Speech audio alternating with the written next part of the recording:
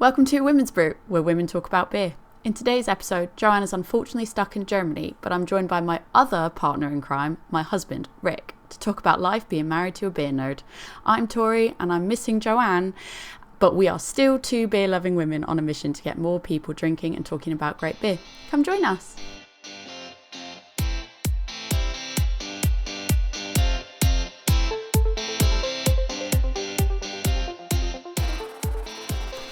So obviously you are aware, and by this point probably everyone else is aware, that's listening to this, watching this, probably just listening to this. Joe is stuck in Germany. So we don't have an episode to put out. So actually no episode's going out on the Monday, but at some point we were meant to record an episode that would be there while I was in the US, while we were in the US.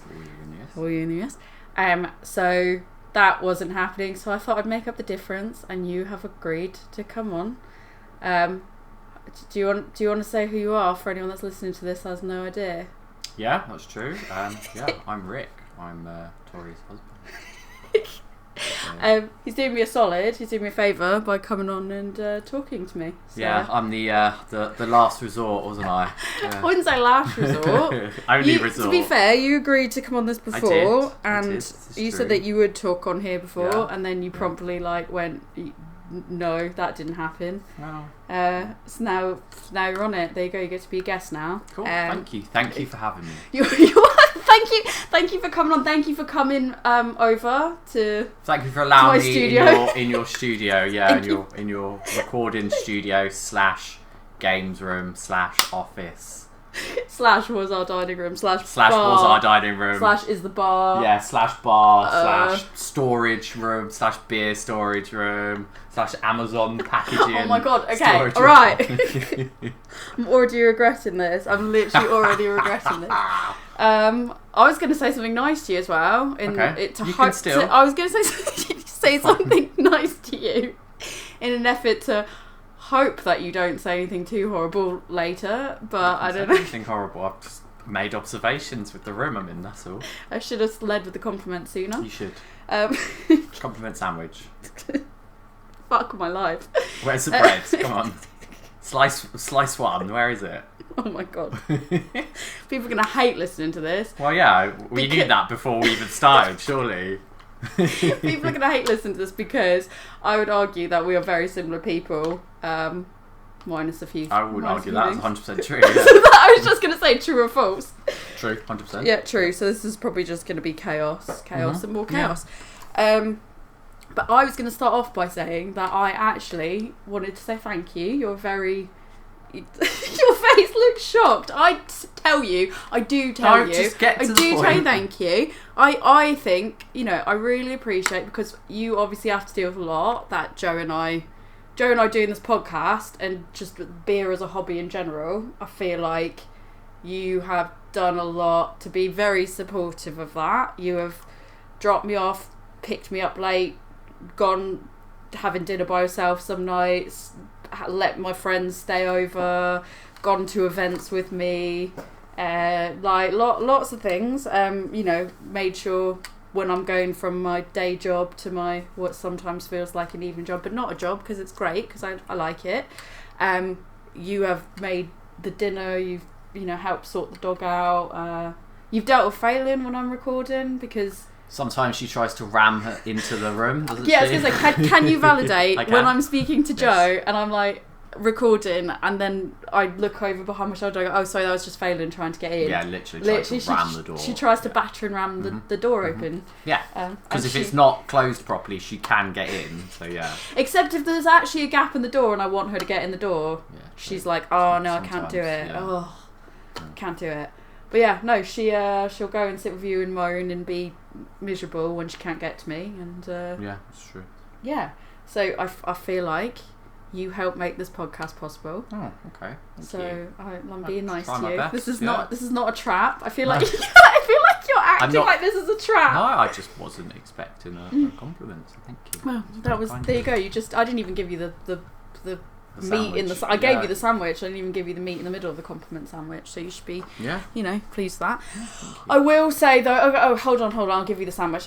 I'll give you the meat in the sandwich. You're not. In terms of Jo, when Jo comes on here, she's wearing her beer outfit. Right, she's wearing a nice beer shirt. You're not doing that today. I literally didn't get dressed up for this at all. So I literally just got out of the shower. It's like we mean nothing to you, and that is sorry, really horrible. I didn't realise. But appreciate you taking your time. So here's the other piece of bread. Appreciate you taking the time to come here and talk about this today. So thinking, actually, this is an amazing segue because I thought I've been saving this beer for both of us to have. Cool. It's our beer from Japan. Bread. And it is called Bread. And I actually didn't. That was not that compliment sandwich thing. What's that in Japanese? Bread? I don't know. Is it pan? Yeah, it's pan. It is pan. Yeah. But there's nothing to read on this one really that says. I mean, there is. There's lots of stuff to read on it. It's all in Japanese. But not simple things. But the name, there's some simple things, but some really hard things. But the name on it literally is just called Bread. If you're, this is why we miss Jo though, because. Most people listen and they don't watch the video, and Jo will be like, "She is now holding up a can." Oh, okay. I'll do that bit then. I'll be Jo. You'll be Jo. Well, I can't obviously fill all of Jo's. No, well, I was gonna say, are you gonna bring all the? I'm like, well, so these hops were grown in the Mississippi for 24 hours before. In the Mississippi. Yeah. Do you know where it's a Mississippi river. is? Yeah, in the US. Excellent. At least I've got the continent. We're really going. Anyway, so back to the beer. So back to the beer that I'm holding up. Tori's holding up. So it's just like literally a plain white label, and it's actually kind of a bit dirty now because it got scuffed on stuff. But it's a plain like white label that says bread. So it's it's bread. Bread. So we didn't plan that, and it's an AJB Co. and Bricolage Bread and Co. collaboration beer. So 1% of this sale is donated to 530 Week. I don't know what that is, but it makes me feel good. 530 Week. That's just what it's called, 530 Week. Okay, let's look it up later. We'll look it up later. We'll look it up later and find out what our donations go. Yeah, let's find out what our donations well gone done to. Us. Well done, yes. We just high-fived if you're not watching the video. So, obviously we got this when we were in Japan. Jo's not here to take me away from talking about Japan, so okay, so what do we get? Oh no, we end up having to talk about Japan. That's a shame. I'm not going to do that, but we will get to drink this beer now. Okay. We did have bricolage though. Yeah. We had bricolage bread. Yeah. You had lots of bread. We can start with a bit of Japan. So much bricolage bread. It was good. I had a bagel. I actually feel bamboozled though, if I'm honest, because people know my feeling on raisins. And I got, that I don't like them, yes, correct, a cinnamon chocolate chip bagel from Bricolage, and I was bamboozled because I went to go have it, and it didn't mention raisins in it at all. It said cinnamon chocolate chip, and I got really excited because I was like, normally it's cinnamon raisin, because they go so well together though. Yeah, I don't really need it in my life, but I personally feel like I really look forward to that because I was like, I love cinnamon and I love chocolate, and I don't usually get to have just those two things without the grossness that is raisins. And then I took a bite and I went, oh, it's raisins. And you went, no, it's not. It's chocolate chips. And I went, no, 100%, it is raisins. And then I made you have a bit of it, and you're like, no, yeah, it is. Yeah. And then I couldn't eat the rest of it because I was like, meh, gross. Yeah, well, you tried. I tried, and it was horrific, and But overall, the bread was good. The bread we had. Yeah. All of it. We have our bread, very good. Cool. Okay. Come by. What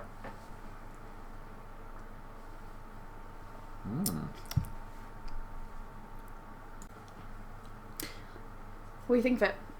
Do you like it? Yeah, it's nice. Yeah, it's actually quite nice. How would you describe it? Give me a description.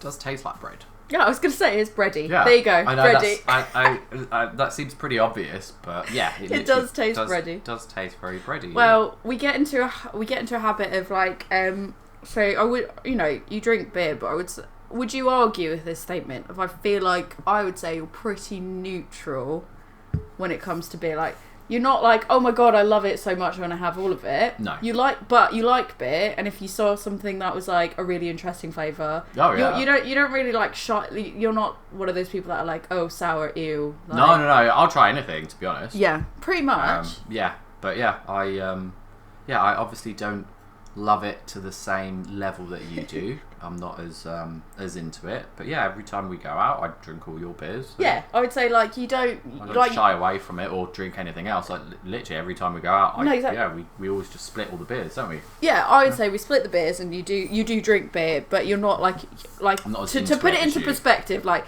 you don't come home after like a day of work and go like, I just want to have a beer tonight. I don't sit and spend hours on beer groups or Googling beers or reviewing beers or ordering beers or I would argue that, to be fair to me, I don't really like even review the beers that much. Okay, we're not review then, view.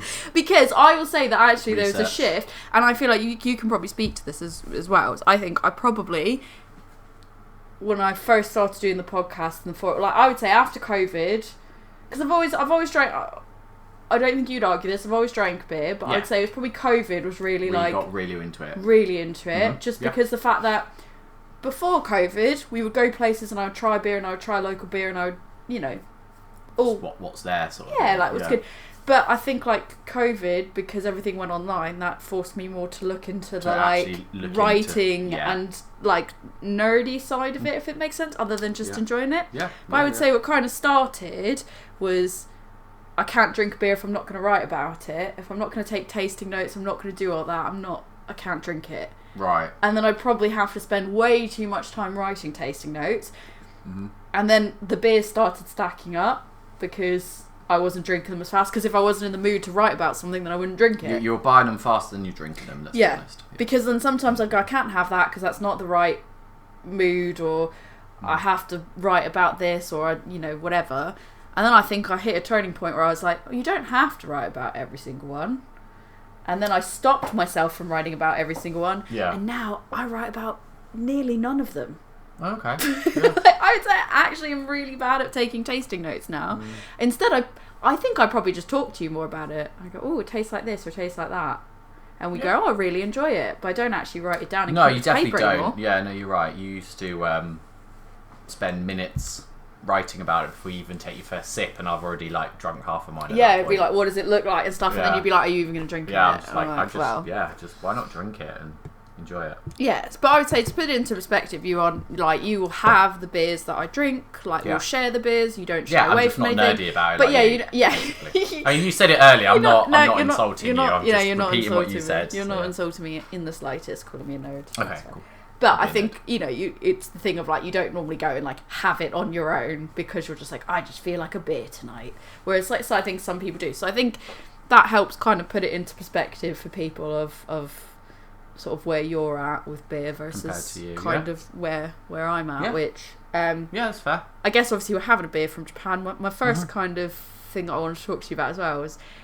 I kind of wanted to get your view as a person that is, Joe and I would call it like a beer widow, because I feel like would you disagree with that? Because sometimes I feel like you do come with, but sometimes I'm like, oh, I'm going with Joe to this thing, and we feel really bad because it's like she leaves Gordon at home, you're at home, we go do all this like beer lady stuff, right? And then it's more like, I think Gordon's similar. Maybe he doesn't drink as much beer as you do by any means, but it's interesting getting sort of our husband's perspective, because I think normally it tends to be the opposite. Like stereotypically, it's like the woman's the one that's not into going out and obviously that culture's kind of shifting a bit more now, though, isn't it? 100%. Yeah. Completely. But yeah, as you said, traditionally it's that way around. Yeah, but I thought it'd be really interesting to talk to you, because I feel like we've definitely gone out places, for example, and had people like give you a drink that wasn't a beer, and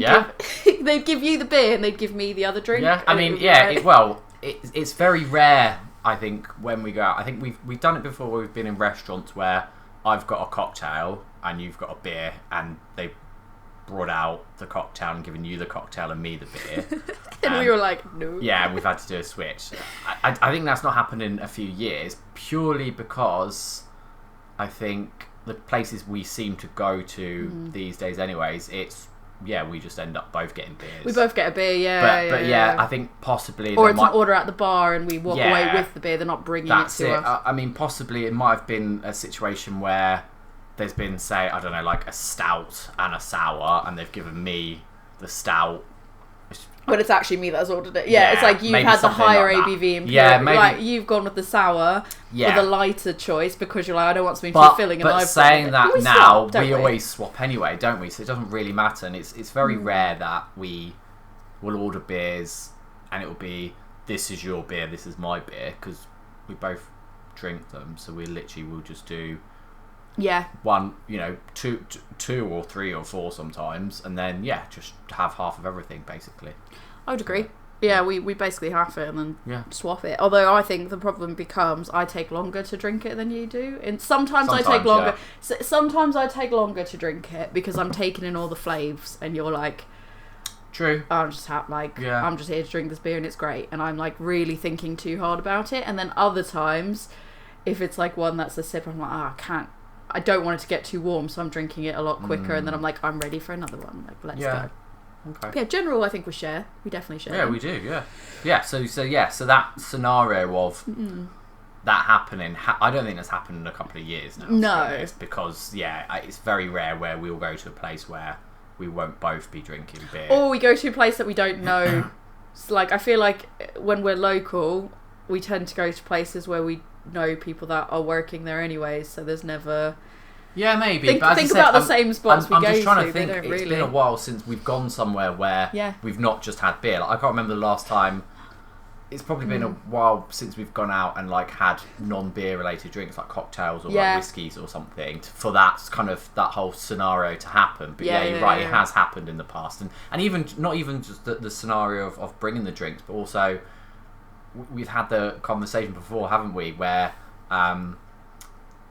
people at like beer festivals or something have asked me, like, oh, what's good here, or what, what's like, blah blah blah. That's my favourite. And I've literally just turned around and said, I don't know, because you picked it. It's you know more about it than me, so talk to you, sort of thing.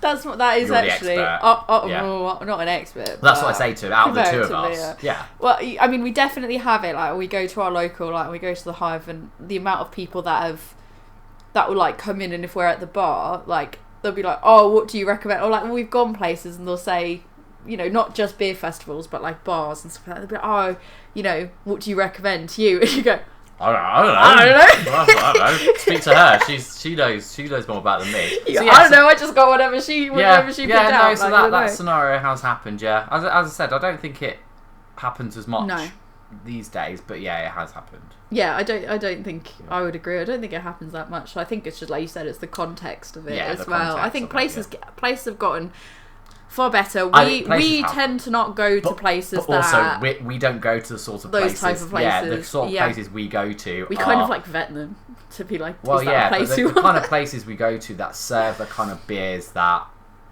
we drink don't have that whole kind of situation. Anyways, it's not, I wouldn't say it's a 50-50 split of genders drinking, but often it'll be like a 60-40. Like I can't remember the last time we've gone to a beer place where you're like the only woman drinking beer. Yeah. Most of the time we go to places and it's definitely mixed. It's more diverse crowds. It's very as well. diverse crowds to the point where you wouldn't notice it. It's just a crowd sort of thing. So I think you're right. It has happened in the past, but not so much recently, which is good. Yeah, no, it's really good. But I think sort of getting onto that topic, because the fact obviously we're having these beers we got in Japan, getting your viewpoint as the person that isn't the expert. No, I was going to say enthusiast. The more enthusiast, than expert. Enthusiast is probably better, because I'm far from okay. it. We'll call it the enthusiast of the two of us. Yeah. I guess what are your how do you feel when we go on holiday and I'm like I will be like, I've got all these beer things, I've got these beer places I want to go to, and these beers that I want to drink, and speaking of Japan, we must have gone, I was doing a write-up today, we must have gone to so many beer places between Korea and Japan. Definitely in Japan. What was it like travelling with a beer enthusiast, as a non-beer enthusiast? I mean, obviously, when we go away on holiday, we're quite good, initially anyways, at having a plan plan of attack. We have a spreadsheet with places we want to visit, things we want to do, a rough itinerary. Obviously, we're not strict and to the point where 10 o'clock we'll be here, 11 o'clock we'll be there, because that's boring and, you know, a bit over the top. But we'll have a rough idea of places we definitely want to see and places we might want to see. And often those said spreadsheets may have quite a few beer places on them. And we may or may not spend several days where we hit quite a few beer places in one day. I think Japan, there was definitely a lot of options. I think in Tokyo there was one day where we must have hit like 6 in one day, which was a pretty good day. So you can't really complain that you didn't get a good amount of beer spots in when a couple of those days it wasn't just 1 or 2 places, it was more than that. So yeah, but obviously that all depends on the location and what we're doing the rest of the day. Just a tangent before you actually go back to answering the question that I asked you. Literally, I have told Joe about how we had the conversation, and we've talked about it on the podcast, and Joe's taking the piss out of me as well, how we've had the conversation about how I was like, I never get to travel anywhere. How I told you that we've barely been anywhere, and then I proceeded to list off the 15 plus countries you've travelled to. Yeah. It just made me think of that. We were like, oh, we went to a lot of places. You have nothing to complain about, and I was just like, yeah, but I never got to go to Germany though.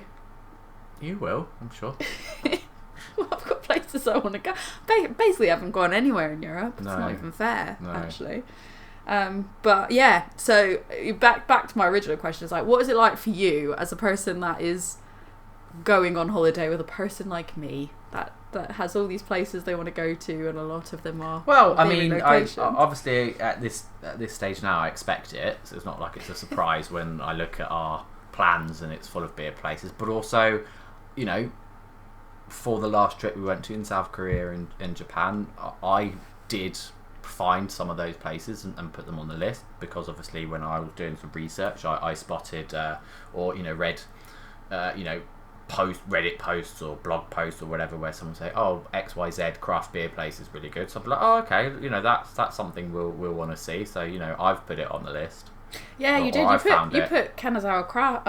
It was Kanazawa Craft, I think, that you put on the list. There was more than one. Tacos. No, but that place was amazing. Oh, that was really good. Yeah, the taco place. That was really good. You were like, it's tacos and it's beer. Yeah. You'll love it. And I was like, I did. Well, that's it. Yeah, if I come across a place that sounds like it's a sort of place you would definitely like, then obviously that's going on the itinerary as a definite. So, like, when you put those things on, do you put them on because you think that I will want to go there and it's something that's an interest to me, or are you like, oh, this sounds like a good place to go, and you already know that I've got my buy-in? Like is it a place that you're like, I'm putting it solely because you think I'll want to go there? No, because obviously as much as you can sit there and call me a beer widow and say you're the nerd and I'm not, and I don't know what I'm drinking and all this kind of stuff, but I didn't say you don't know what you're drinking. Well, maybe implied. I do enjoy going to beer places and drinking beer. I'm just not as into it as you, that's all. Yeah. So obviously when I came across, as you said, that prime example of a place that did beer and tacos, it was like, well, yeah, that's two things that we both love. So yeah, like, you know, that's a definite. It was good, wasn't it? So, really good. Yeah, that was really good. There's lots of really good places there, actually. But I'm thinking, like, you know, we went to Greece, so obviously we went to Greece with our friend Ryan. So Greece was slightly different. Great. So Greece was great for me because we went with our friend, and our friend is also into beer. He's into craft beer now. He works in the industry now. So it's really great. So I was like, yay, I have a friend that will back me on going to some of these places. Yeah. So Greece was slightly different because it wasn't so much, you know, I wouldn't say I was outnumbered. I mean, you were definitely. I would say that I was more open to the days being more beer filled because of the fact I was aware of the fact that I was one of 3 as opposed to one of 2. Yeah. So obviously you know, it's different when there's just two of us because it's, you know, it's something that both of us wants to do, then that's fine. And obviously, you know, there's a different level of concession. Whereas when there's three of us, I obviously, you know, realise that it's going to be very beer heavy, and it was. It was, but I also think that we didn't also like we didn't turn our nose up at anything that was like macro, like big beer or anything. Like we were on the boat and I wasn't like, I simply cannot no obviously not, but you know, beggars can't be choosers. You're sat on a boat in the middle of the sea. You can't. I couldn't complain. That was probably one of the best things I've ever done on holiday. and you can't exactly be like, oh, I'll just go to the other boat then. It's not really, you know. Go to the other boat. So you didn't really have a choice. But Greece was good. I think we found loads of good beer places. We found a lot of really good beer places, surprisingly. But also, I'm not.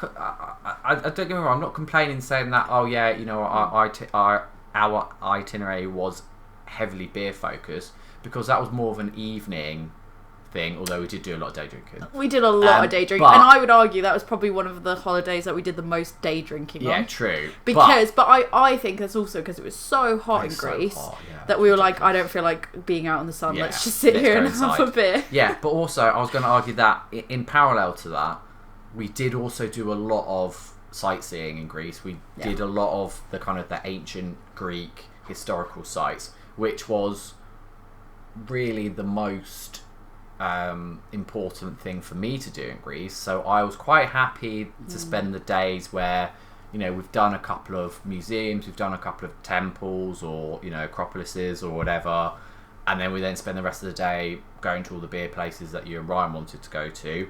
I was quite happy with that because, as I said, I'd gone to the things that I ticked off on my list, everything I wanted to do in Greece. I didn't leave Greece thinking, oh, I've not seen all the things I wanted to see and we spent too much time, you know, drinking. I didn't feel that at all. So so that, you know, that was fine. Well, I think that's the key though, isn't it? It's like when we go on holiday, when we're trying to find that balance, like I don't think we've ever, like, yes, okay, there might be times you're like, I really am not in the mood to drink right now, and I'm like, I think that's probably the biggest struggle that we have in terms of, not struggle because that's like almost exaggerating it more, but that's almost like the only real problem that I think we have with that is I don't feel, and I'm saying this from the biased view of I'm the one that drinks the beer, I don't think we've ever had a time where it's been like we've sacrificed doing something to go have a beer instead. No. But I think that it's definitely been times when, you know, you're like, I'm not in the mood to drink. Yeah. And you, like, sometimes you're just like, how can you still want to drink? Like, how... Well... You get fuller up on it sometimes than I do. It's like, how do you even have room for more beer? Yeah, I think that might be where we differ slightly, is the fact that I think, especially in Japan, because, well... So that last trip we went on, where we did South Korea first, then Japan, that was, 3.5 weeks in total. So I think towards the end of that trip, after eating lots of food, very indulgent, heavy, bread. Unhealthy food, lots of bread, very Sweet indulgent bread. Food every single day, drinking every single day. I think towards the end of it, I was a bit like, kind of not in the mood anymore. I was really, you know, and it was, unless there was something on some of the beer places we went to, unless there was something on the menu that looked different or unique or interesting flavours, if it was just, oh, another pale, oh, another IPA, I was just like... There was a lot of pales and IPAs, wasn't there? Yeah, it was very... Like, a lot. And we are people that are like, we like pales and IPAs, like, we don't dislike them, but I think we tend to prefer, like... stouts and sours and saisons. Personally, my favourite beers are stouts and sours. Those are my top two styles, and I like interesting, different, unique flavours. So if there's anything, you know, so if we did go to a place, as I said, there was a couple of those days towards the end where we were hitting 4 or 5 or 6 beer places one night, because they're so close together. It's kind of like you're like, oh, so I don't have to go back. Well, that's it. And when we're in a certain spot in Tokyo, if there's 5 or 6 near each other, then you want to hit them all in the same trips in the same day, sort of thing. So so it wasn't the fact that I was saying, oh no, you know, I'm not drinking. It's the fact that, you know, not at every single one of those places did I see something on the menu that I thought that was worth me having, you know, a beer. Because some of them were just, you know, very similar styles, and you know, not as unique or what I'd call interesting styles, which is what I prefer. So I think that was more of it. It wasn't just you know, it was just some of the beers were just not the styles that are my favourite. Yeah, very interesting though, in the sense of what I found in Japan, because like I said, Joe's not here to stop us talking about Japan and veering it off on the track to talk about Japan. Haha. I think what was really interesting to me was I noticed that there was, yes, it was very IPA and pale heavy. When we'd get a sour and it would actually be really, really good, because we'd be like, oh my god, like we haven't seen another one. They had really great pumpkin beers as well. There was a surprising amount. Yeah.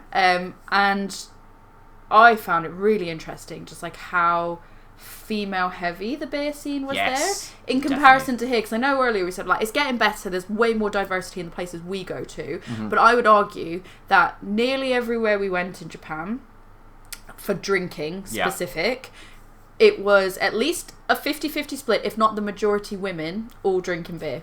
And obviously they've got quite a big beer culture there in general, of like drinking beer culture, and but I feel like it was really interesting just how heavy it was on the fact like women being that numerous places we went into, and it was, you know, majority women in there hanging out with their friends having a beer. No, agreed. No, you're right. It was quite surprising, wasn't it?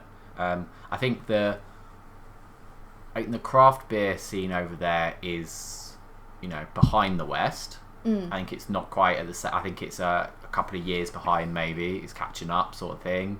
But as you said, so I think there's less. It's less mainstream over there. It's not as mainstream as it is over here. So I think there's less people into it as a whole. Less of the percentage of the population are into it as a whole anyway. However, of those percentage of people, you're right. I think the gender split is probably at least 50-50, if not maybe, you know, more female orientated, and definitely in the places we went into.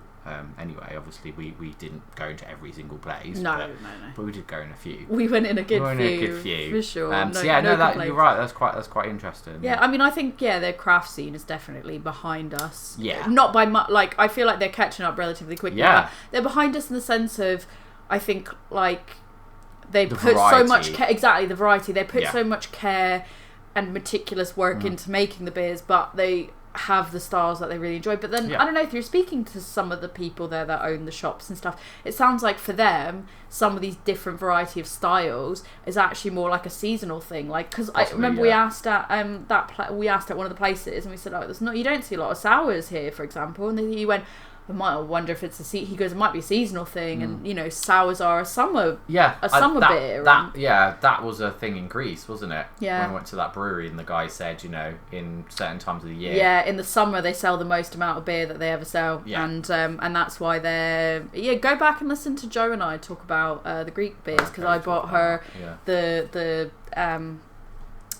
the one from that one, which was that stout. It was a porter. It was a peanut butter porter. Yeah. And it was very highly carbonated and like lower alcohol, like, well, medium range alcohol like level. And they were just like, it's got to be sessionable to drink in the summer, because that's when we sell all of our beers. And I found that really, really interesting. Well, that's it. Yeah. Once you kind of, I guess, when you peek behind the curtain sort of thing, and you get, you find out about different cultures obviously have different drinking cultures, and as you said, you know, a seasonal thing is probably right. I mean, imagine, you know, in this country where there's probably something seasonal about people's tastes and in certain drinks, maybe not so much in beer, but you know, it's probably prevalent in other countries and cultures as well. So interesting.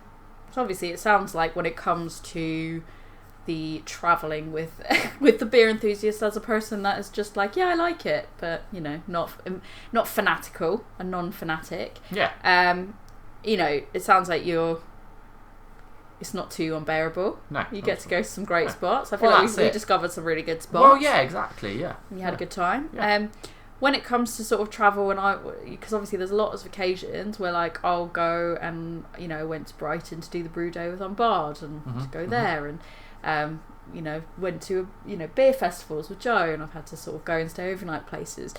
What is that? From your perspective, is that how does it feel when I've got to like then go and sort of travel and go to these different events? Like, do you feel like, oh god, like, is it frustrating, or is it just like whatever I've got to go do kind of thing? No.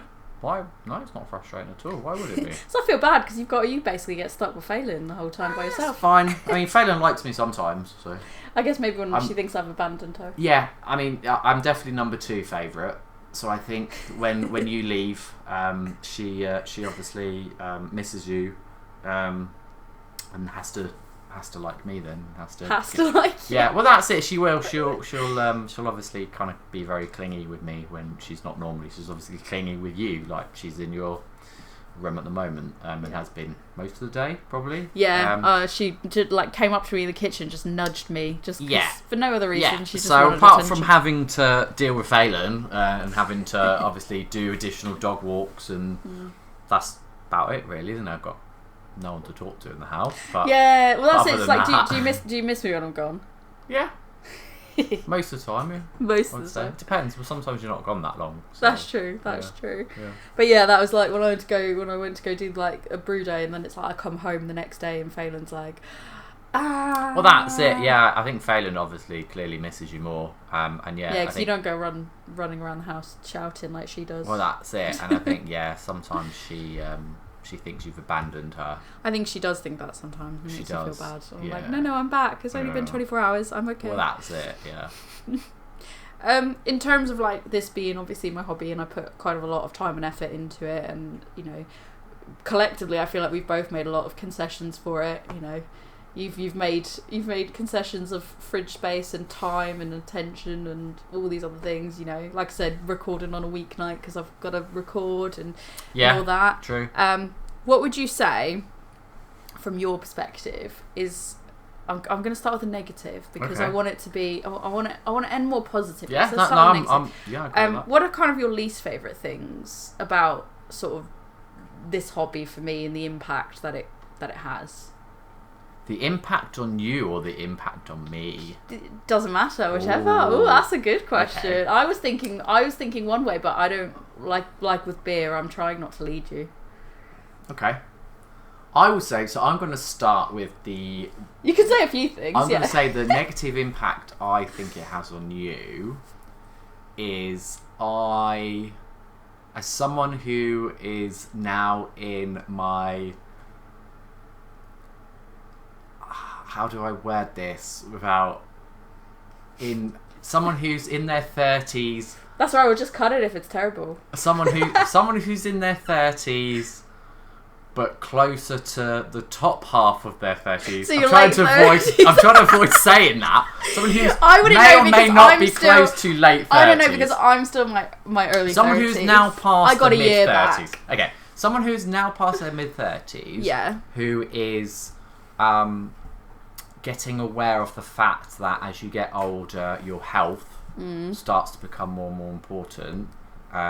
Someone who I enjoy very much travelling with you and all the it's nice of you to say. All the amazing places we get to go on holiday, and how we spend... I'm going off on a tangent now.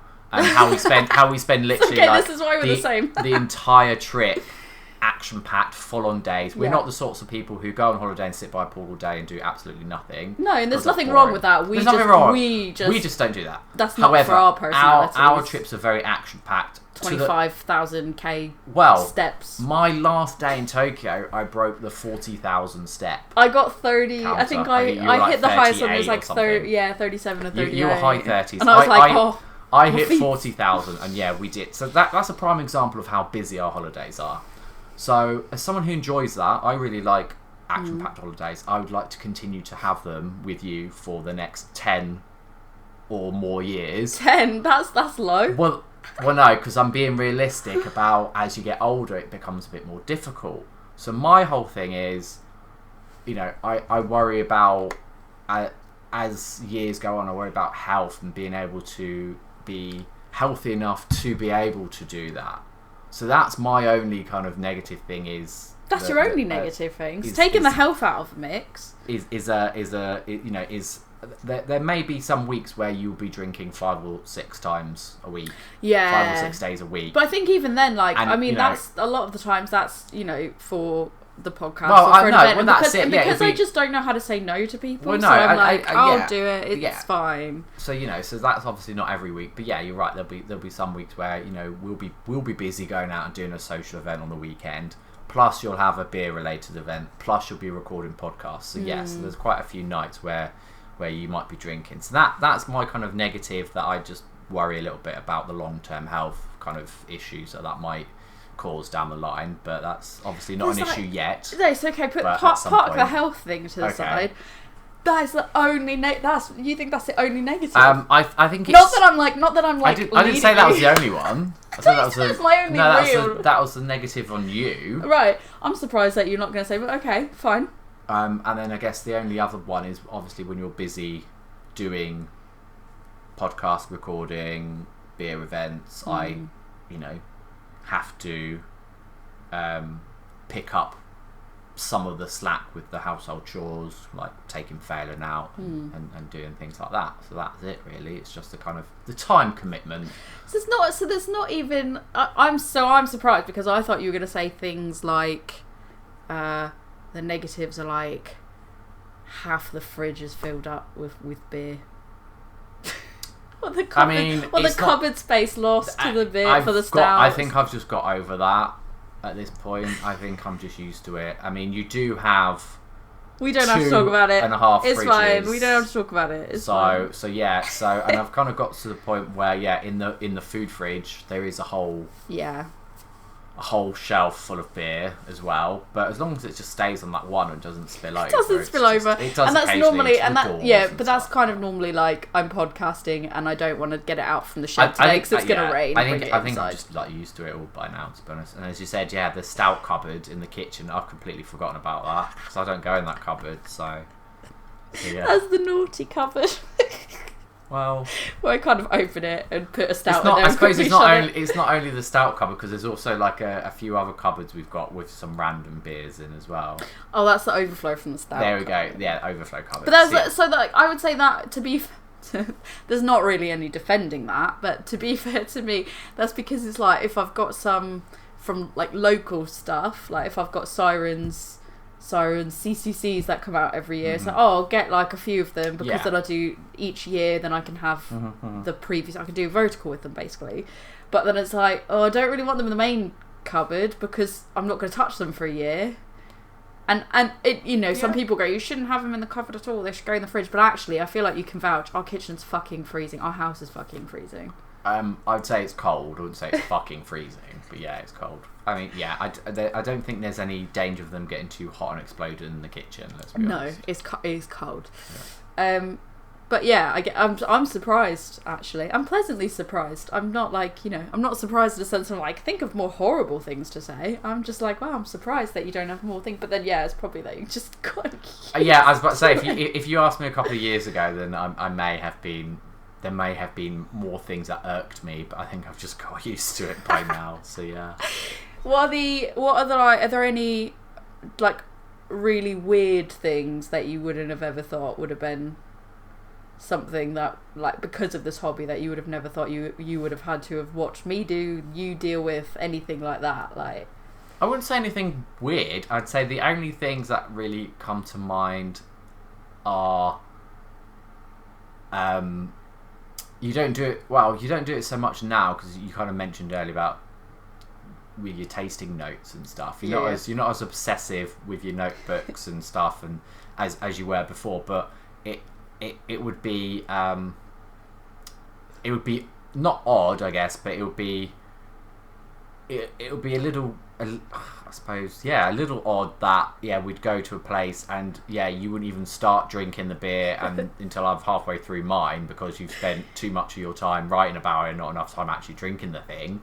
But that's not so much these days. I think there's also half the time I forget that you like to take pictures of them, so I'll go to grab it and drink it, and then I forget I forget that I have to wait for the picture to be taken first. There's sometimes I forget about that, I guess the only other thing is the label gathering. I was wondering if you were going to say that when you started with the taking notes. I wondered if you were going to say the label gathering. The label gathering.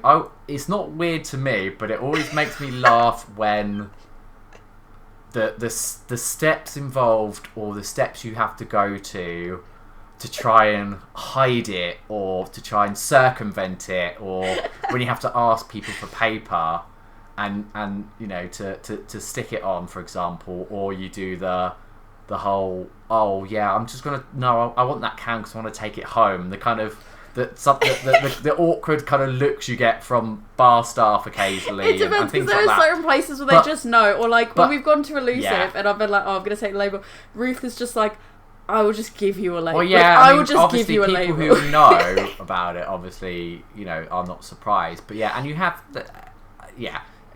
you've been in situations before where people are like, oh yeah, no, I get it because I do the same, or I know someone who does the same, so it's not surprising. But sometimes some places are a little bit shocked or confused, and that is always quite funny. Well, like, I wasn't sure how people would take it in Japan, so I was just like, I need to just try to stealthily. I was about to say, you must have been very stealthy about it in Japan, because I barely remember you doing it. To be fair, I think that's because the majority of stuff that we had when we were on holiday, it was on draft. We'd have everything was kegged. So I don't think there was a lot. There was only the ones when we went to that place that had all like the anime labels and stuff like that, and then I was like, I'm not leaving these anime labels behind. These anime labels are coming with me, and I had to try to figure out. But then I wasn't sure how they would take it, because it's like, you didn't know about what's the kind of like what's their recycling culture and stuff like that. They're very hot on recycling out there anyway, aren't they? So well, you say they're hot on recycling. They're like, let me put this banana in a plastic bag. They have to be hot on recycling because they've got so much plastic waste. No, that's a whole different topic. That's a whole different topic. But that was the fact that I had to like kind of sneaky, because I was like, I don't know if people even think about doing this here, but I was like, they make such intricate, beautiful. Well, that's it. As you said, it's their fault for making such nice anime babes, and I was like, and I'm not going to take this. Like, I want them. No, but I said that's not. I don't think that's weird to me.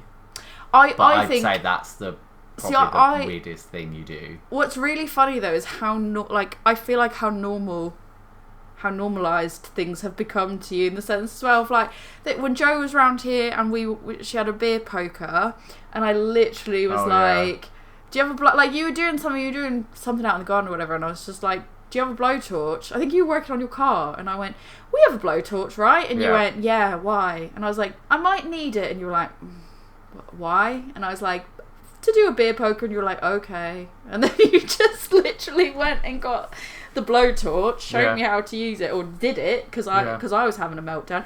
I think I probably, out of all of us, was the one that was having the biggest meltdown about, as usual. I was the one that had the biggest anxiety about like, oh my god, the kitchen's going to burn down because I don't have anything to put this hot poker on. You were just like, just tell me when. Like, I don't even think you were phased. Did you even, like, for a second be like, why is this happening? Or not in my kitchen? I mean, I obviously... Were you just like, whatever? I'd never even heard of the whole beer poker thing before. I thought it was really interesting. I thought it was kind of cool. I mean, it gave me a use for the blowtorch, because we haven't used that since the bathroom. I haven't had to do any plumbing in a while, so... Yeah. Well, there we go. Now we had a use for the blowtorch. So there you go. I already had the gas canister ready to go. So What are some of the positive experiences because of the hobby that you have, or some of the pros that you felt like have come out of this hobby pros for me? Whether it's pro for you or pro for both. Well, I'd say pros for you are obviously it's given you a hobby you enjoy. It's obviously it's something that you really do enjoy, and it's given you something that you can expand your social circle with as well. You've obviously met loads of really interesting and nice people, and I think it is the sort of hobby that has a very generally, obviously you get bad apples everywhere, but I think on the whole, all the people I've met through your hobby, I've always been pleasantly surprised that it is a very nice environment with the kinds of people who are into the hobby are, generally nice, good people, which helps. But I think that's also because we just like. I mean, obviously, you I feel like it's the people. With the people if there's people that I feel like I wouldn't be nice, I just don't. No, you obviously don't surround yourself with those people. But I mean, just as a whole, generally, just even like, comparing a certain establishment to another, I think the craft beer scene has an overall kind of nice atmosphere, and people are friendly and good people. So I think that obviously has helped. It's given you something to do as a hobby, and the benefits for me is that I get to drink all the beers you buy, so I don't have to go out my way to look things up or research beers or go out and purchase them. You do it all, and I just get to drink them. So yeah, it's true. Yeah, no, and also getting to go along to some of the events with you as well has always been fun. Go to some different places. Honestly, now that you got to skip the queue for like festivals, that's it's really hard to go out. It's like when you, VIP it's like passes, bumping up to it's like going up to like premium economy, and then you you're don't like, want to go back. ugh. It's just because I feel like they just take such better care of me up there. Like if something happens to this plane, I know I'm safe. Yeah. Bump me back to normal economy. I'm like, oh. Yeah. Don't send me back with the peasants. That's it. Yeah, I kind of enjoy the VIP treatment at beer festivals, I must admit. Yeah. That always helps. Yeah, I think like pros and cons wise, it's like, yeah, like you said, the cons are very much like the time sink, because I also don't like saying no to people. So especially when it's for something really good, like if it's like a good cause and stuff, I tend, especially if it's like trying to promote diversity and stuff, I'm like, I'll do whatever I can to try to be on someone's podcast or talk to them or go to an event or do what I can do there. And then unfortunately you probably are the one that has to kind of bear the brunt of that, and make the sacrifices on that, and deal with me being like, oh my god, I'm exhausted, I can't physically do anything else now. Then you get tired, and because obviously you've got a job as well, so but the positive, it's like, I guess it's just really funny when people come round to ours and like they're like, oh, can I bring anything, can I bring any drinks, and we're just like, nope, we're like, it's good. We've got lots and lots of stuff there, and you've come to bottle shares and stuff like that as well, and I think like you get on like really well with all the people that I know, anyways, that you've met through there. So it's usually pretty. Yeah, I said everyone's really nice and friendly. It's a very good kind of atmosphere of people, definitely. Yeah. So I guess before we finish, so you know how weird I am, and obviously some of my favourite stuff to do to Jo when she's on the podcast is I like to, so obviously you know that Jo does the editing and I do all like the writing side of things. Right. Sometimes I like to, so you used to listen to our podcast when it first came out, you used to listen to it all the time. Yeah, okay. Don't listen to it anymore. Well, half the time I actually get to listen to it because you get to hear via the door. Well, it's not a soundproof room, but so you don't half get the to time hear I Jo. do get to hear it. But you don't get to hear Jo. No, this is true, I don't. And so part of the fun that I get from doing the writing is I get to try to make her, like when I write the intros, sometimes I just go with the worst puns and stuff like that, just to make fun. I'm going to tell you the last few that I've done, and you could just tell me just how terrible these are. So Jo, you're back. I'm here. Safely. The UK I did. After a bit of a mish. So do you want to sort of, for anyone that just had to listen to me talk to Rick, like big thank you to Rick for sitting and recording with me, because we were like, I was like, I need you to record something. He's like, I've got so many things to do right now. I like really do need me. And I was like, yeah. And then he was like, all right then. And then afterwards, what's really funny is after we finished recording, I went, would you come back on again? And he's like, if the people wanted it. So. Right, so you've got to tell us whether you want him back on then, people. You better tell us whether you want my partner on as well, because he probably won't do it, but he might do. We do want a Gordon episode, but whether or not he does it, I don't know. But Rick was like, he's like, if the people want him, And he's like, I'll come back on. Basically, we spent the episode talking about... so the majority of what we wanted to capture was about Rick being sort of the questions that you wanted to sort of like from a beer widow perspective, or I use that in a joking manner. But Gordon does say he's trademarked that, by the way. So you owe him extra Easter eggs. I mean, I think I came up with that phrase. Did he just mug that off of me? He totally did. He basically mugged me for that phrase and then trademarked it, and then is now trying to blackmail me to give him more Easter eggs. Yeah, I cannot that's exactly what he's doing. But the way that we approached it was like Rick being into beer, but not being the one who it's his hobby. And we kind of talked about, like, for him, what does that look like as the partner of someone who is in this hobby quite heavily? You know, what was that, him getting dragged around, all the responsibilities he has to pick up, all the best parts about it, the worst, but the good, the bad, and the ugly, really. But also, we talked a lot about Japan at the start. Why am I not surprised by that? I went, Joe's not here to stop us from talking about Japan. And he was like, well, that's great. I did ask him, for anyone that's listening, I did ask him point blank, I have described us as being the same person, obviously, like, just different genders. Agree or disagree? And he immediately went, that's not even a question, agree, 100%. which was then demonstrated the next day when we got a text message from my sister-in-law, and we both responded to it at the exact same time, literally in the exact same way. We both went, that will be fine, thanks, at the same time, to which we then immediately responded to the other person, who reacted with a crying laughing emoji to the other person, but then said nothing about it to each other till I got home. And I went, well, that was funny. He's like, that was pretty funny, wasn't it? So yeah, we are now, people can they've heard him firsthand. He's acknowledged it. He was quite complimentary. He didn't say anything too horrible. I said, I did question him, I did grill him. I went, did you? I went, you don't listen to it. I said, you used to listen to it. No, Gordon doesn't listen to it either.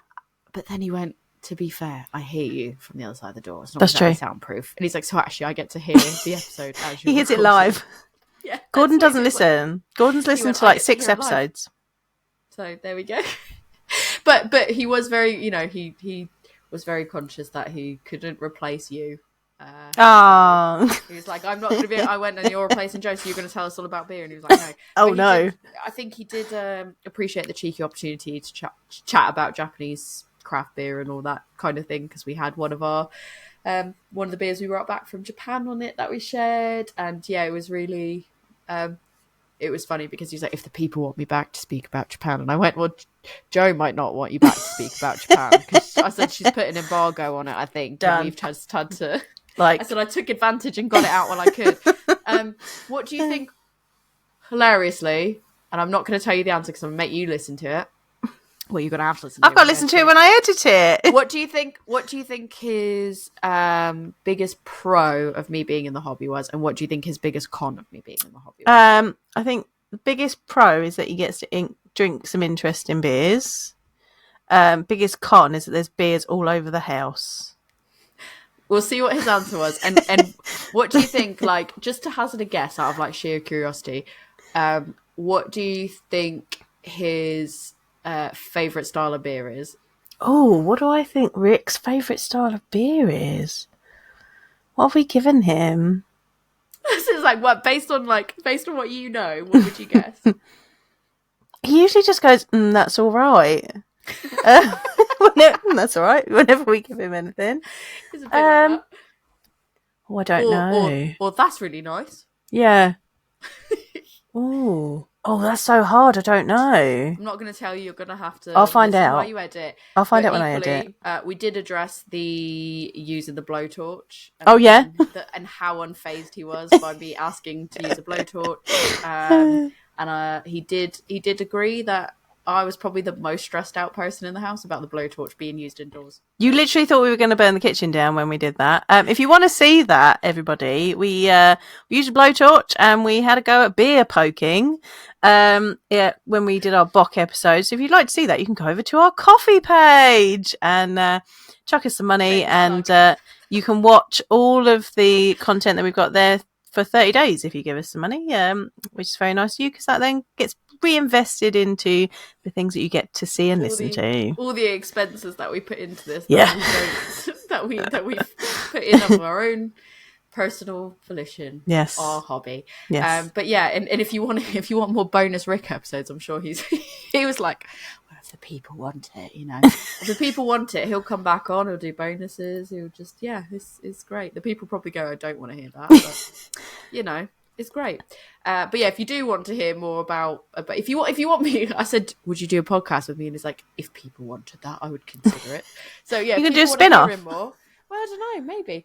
If people wanted to hear more from Rick, you can come and give your positive feedback about him as a guest and how kind and courteous, surprisingly, he was to me. On that episode, you can find me on adventures_in_optimism on Instagram, or at adventuresinoptimism@gmail.com. And if you really want to hear Gordon on it, you really want to make sure that Gordon comes on it, or you want to hear Rick, or you want to hear all of us in one go, you can let us know at A Woman's Brew on Instagram, X, and Facebook, or you can email us and send your pleas in to awomensbrewpodcast@gmail.com. If people want to send you pleas to hear from Gordon, where can they find you, Joe? Yeah, get hold of me. Share them. Get hold of me. Tell me what questions you want to hear Gordon answer, because I think if you ask enough, I think he would do it. But you have got to be aware that he will probably just say that everything tastes like beer. We've got to put that out there before we start. And he will. I feel like he will relish and being on camera. He will be like, I'm going to play that up real bad. Yeah, he will play it up so bad. But if you're into that, dear listeners, let me know. I think it'd be great. You can let me know at Love Beer Learning. I'm on Facebook, Instagram, Twitter, TikTok, and Pinterest. Nowadays, I tend to just hang around on Instagram, so come find me there. Let me know the questions you would like me to ask Gordon if we do another one of these and we get him on. Or you can come to my website, which is lovebeerlearning.co.uk. Got some lovely blog posts there for you. Or you can email me, lovebeerlearning@gmail.com. I'm going to go edit this and find out what actually got said, because I've not been here. I got stuck in the snow in Munich. Yeah, I was going to say, you, just for the record. Yeah. I was stuck in Munich in the snow, closed down the entire city, no flights, no trains, no nothing. So I got stuck there for an extra 2 days. So Tori took it upon herself to do a bit of recording without me, which is fine. Needs must. I suppose. So I'm going to go listen to it now. So, yeah. And it gives you something exciting to listen to. It does. So there you go. All right. All right, on that note, go On that edit. note, cheers.